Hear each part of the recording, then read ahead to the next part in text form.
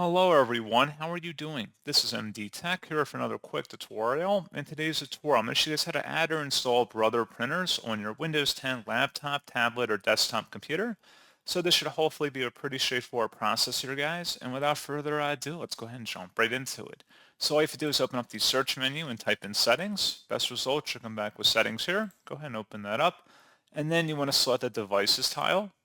And then you want to go on the left side and select printers and scanners, and then select add a printer or scanner over on the right side. There should be a button near the top.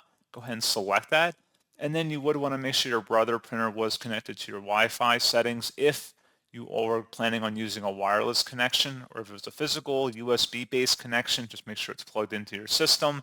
If you are still having an issue, you can go on to Brother's support pages and search specifically for your printer, make and model, and there should be drivers and related software available for it. And you can also select that the printer I want isn't listed and then manually go about configuring that printer settings through this wizard here.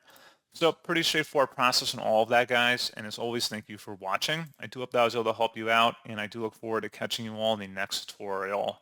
Goodbye.